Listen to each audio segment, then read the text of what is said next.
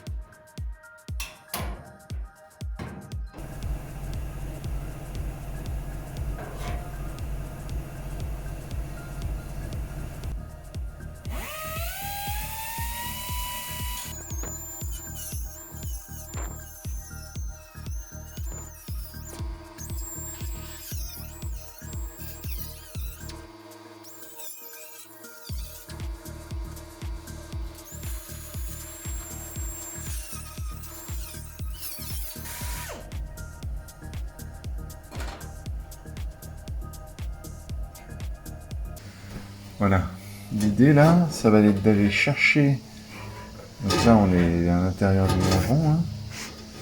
Le but ça va être d'aller découper ici là, c'est pour ça que j'ai coupé aussi large, d'aller découper ça ici pour y enfiler le tuyau, et puis ensuite le ressortir ici là. Donc il va falloir que je rebouche là après, et ici ressortira le tuyau qui remontera donc en partie supérieure ici, voilà. Allez, on va entamer ça là.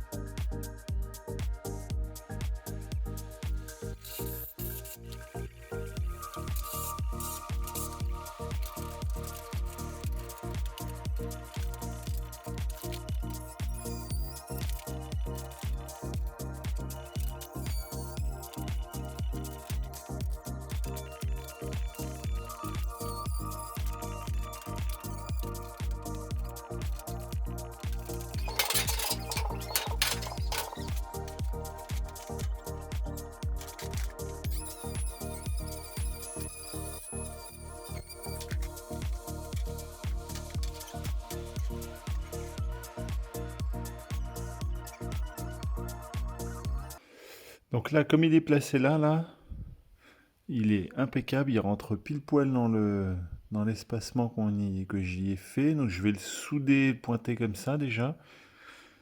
Et puis après, ben, je vais reboucher tout ça proprement. Voilà.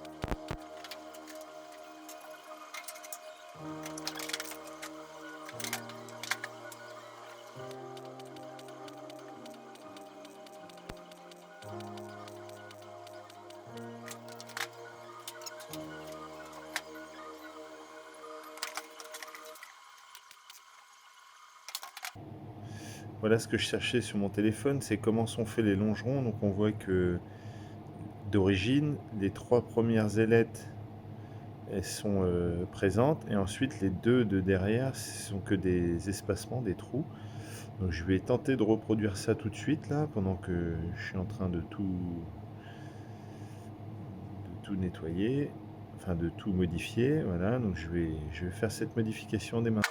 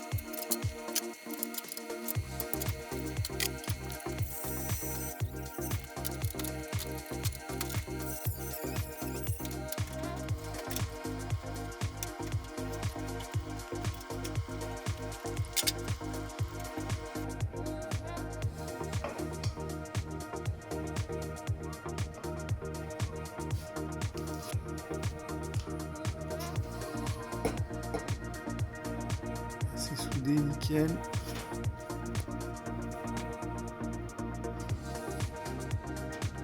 Et là pareil, voilà.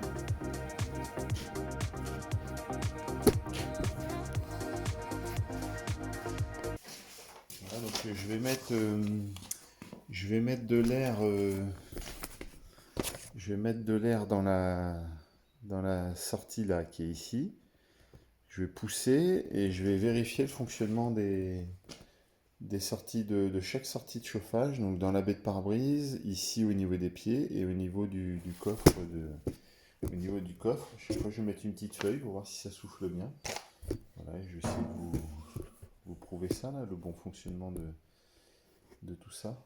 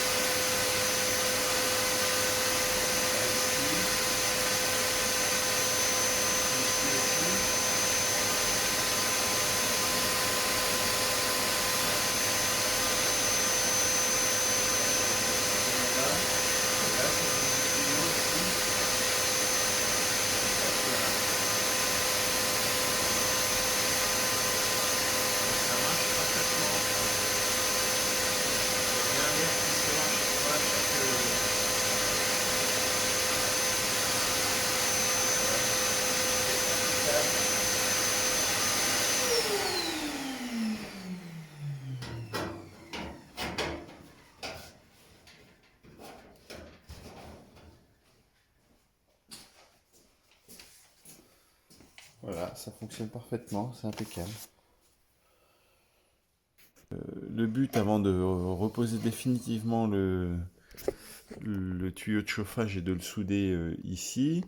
Je vais d'abord ressouder cette partie-là, de pied de porte. Alors, je vais retirer le tuyau de chauffage pour le faire. Voilà, tac. Et du coup, je vais faire la liaison entre cette tôle existante qui n'était pas formée en fait de la même manière que cette tôle neuve de pied de porte. Donc je vais remettre du chevauchement de tôle là ici, et puis je vais souder de façon à avoir pas mal de solidité. C'est important hein, parce que du coup on est sur de la structure en fait, donc voilà, faut obtenir de la solidité et puis ressouder ça de façon conforme. L'idée après pour le traitement, hein, pour de chevaucher de tôle, c'est jamais top, mais là on est vraiment sur de la cataphorèse que je vais mettre toute la coccinelle dans un bain de cataphorèse, donc il n'y a pas de raison que voilà, donc le traitement va être réalisé et conforme, et cette tôle là qui seront soudées par-dessus, elles seront complètement protégées et il n'y aura pas de problème de ce point de vue là.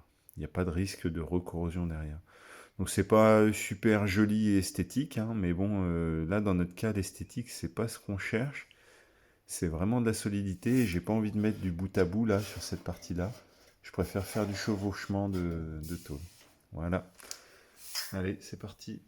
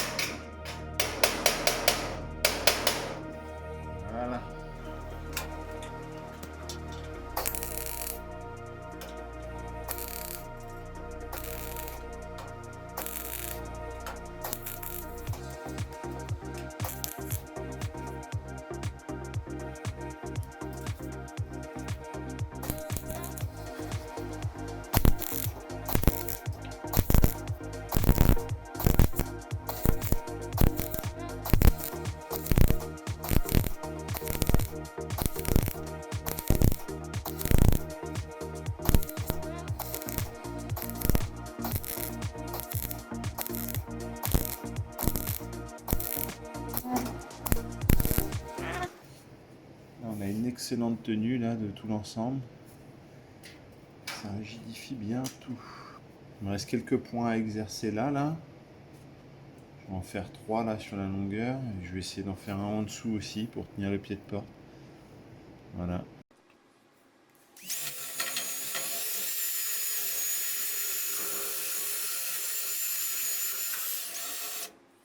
Hop, et voilà, donc je vais laisser en l'état. Alors c'est pas forcément esthétique, hein, mais par contre la solidité elle est là. Elle est retrouvée et on a un bon ensemble. Je vais rajouter des points de soudure là avec la pointeuse pour bien être conforme comme ici là.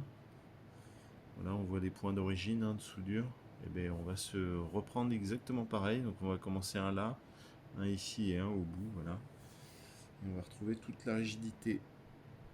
Alors voilà, au niveau de la panne de soudure là, j'ai décidé de prendre la panne plate pour éviter, là on voit bien qu'il y a un bel impact là. Je me demande même si ça n'a pas été réalisé en monopoint.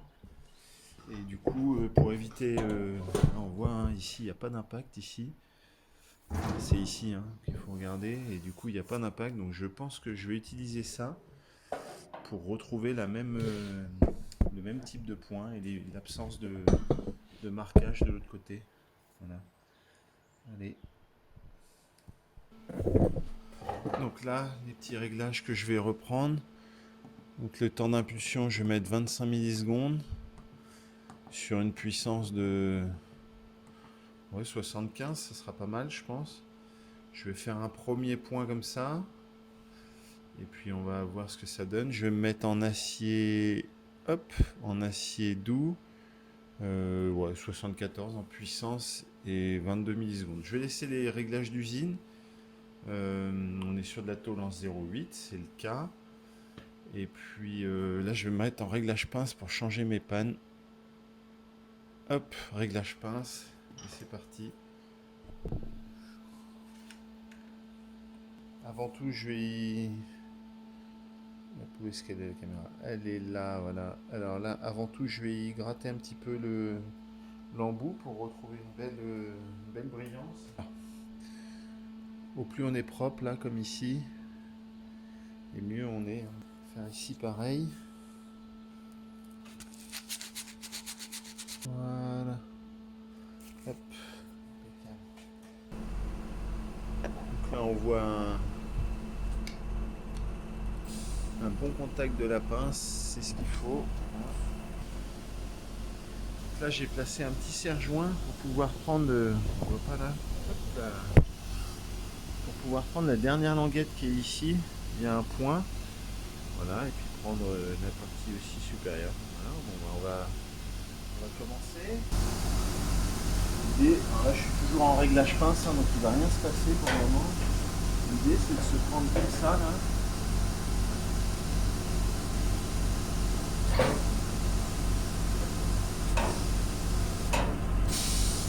Réaliser le point de cette façon là. Voilà. Allez, on passe en soudage, on est prêt. Hop.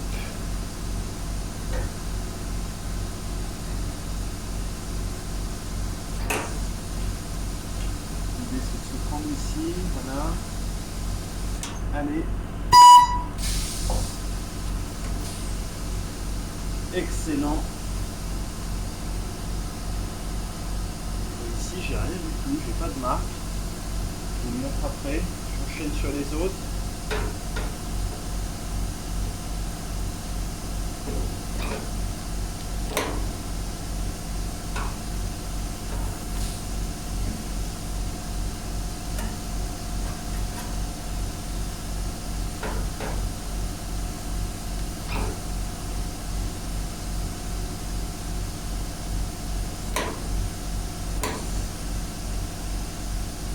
Allez. Excellent.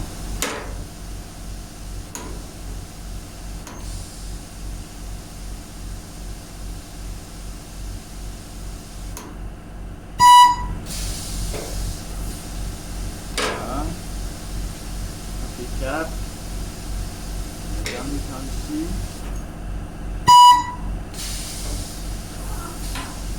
Parfait. Donc voilà.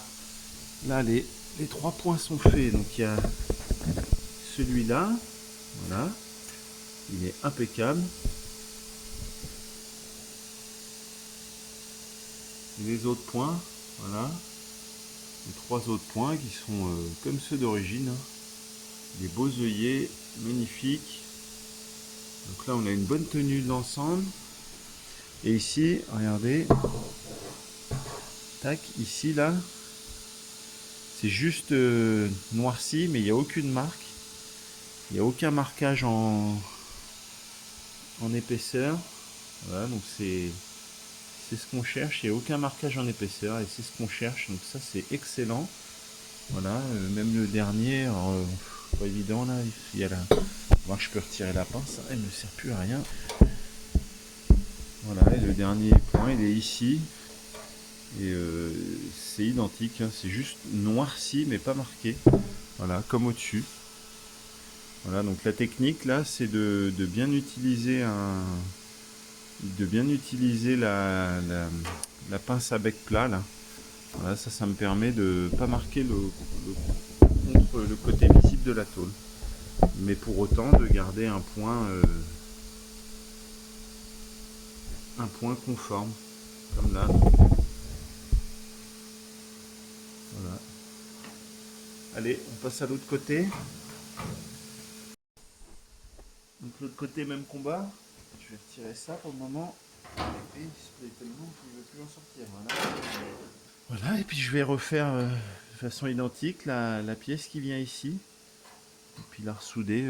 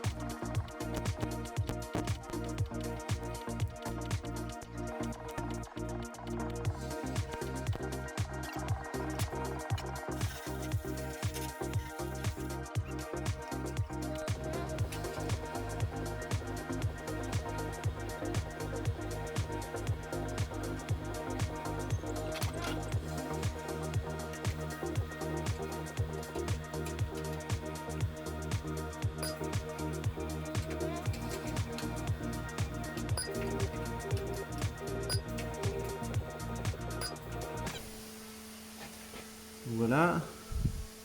Voilà, là on vient de réaliser 4 beaux points en comptant celui du bas là. Voilà. Hop, voilà. Plus les 3 autres points ici. Voilà, c'est impeccable, hein, c'est bien soudé. De l'autre côté, on a... J'ai un peu moins d'accès de l'autre côté. Voilà, donc ici, voilà, on a juste des petites traces en fait de... Mais il n'y a pas d'impact, donc c'est impeccable. Voilà. Ça fait comme au-dessus, quoi. C'est bien. Voilà. Et même en bas, voilà, j'ai pas montré en bas, mais voilà, en bas aussi. Voilà. Et puis bah, la soudure hein, que j'ai réalisée, comme de l'autre côté. Voilà, c'est pas ouf hein, niveau esthétique, on est bien d'accord. Mais par contre, ça fait le travail de solidité. Et pourquoi je précise ça? Je vais vous montrer quelque chose que j'ai découvert en faisant le sablage du cabriolet. Alors, je sais pas si on va le voir, je vais prendre en main le champ, parce qu'avec le trépied, on voit que dalle. Hop.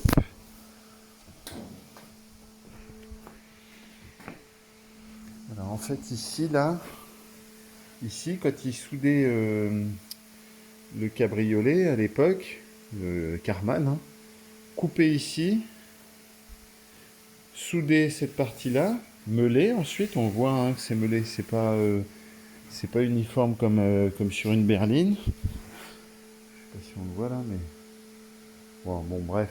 En tout cas, au niveau de la baguette, il soudait. Il soudait ici, et regardez, de l'autre côté, il laissait le cordon. Voilà.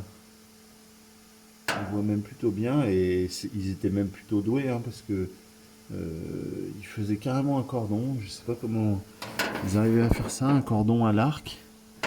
Voilà, alors c'est balèze, hein, de toute façon c'était des gars qui faisaient que ça, des bons carrossiers, voilà, et du coup ils faisaient bien un cordon de soudure et qui n'était pas meulé. Donc ils devaient mettre, je pense, une plaque derrière en cuivre pour éviter en fait l'effondrement, et en fait ils maîtrisaient aussi bien la chaleur et la fusion pour éviter de percer à tout va et de faire des problèmes. Aujourd'hui on a développé le MIG, mais à l'époque le MIG il n'existait pas. Donc voilà, c'était pour ça que je voulais vous préciser ça.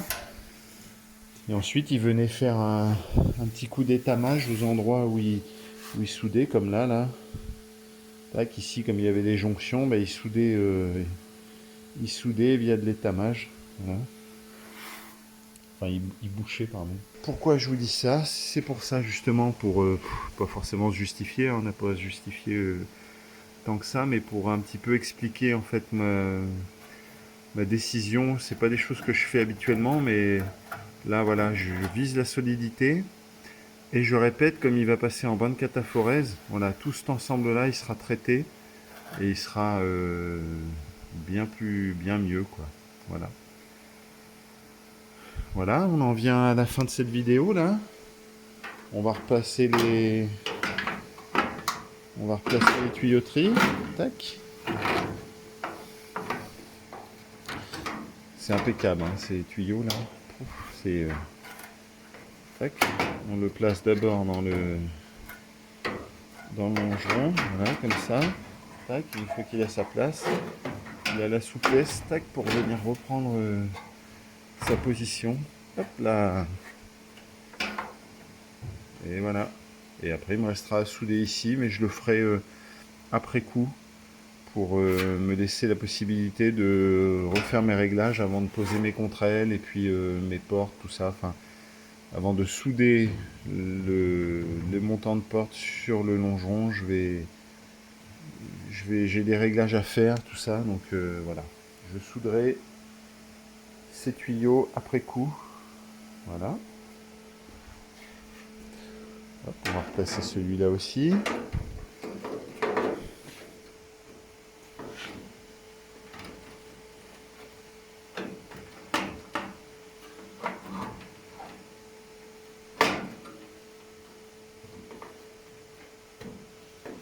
Tac.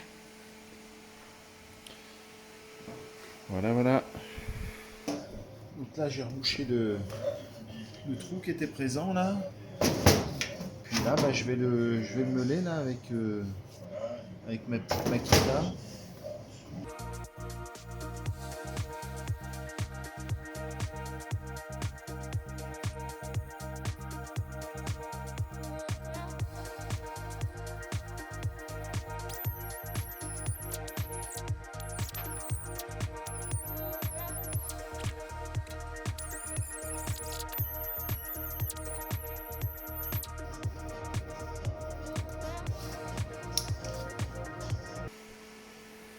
Allez, bonne journée à vous, portez-vous bien.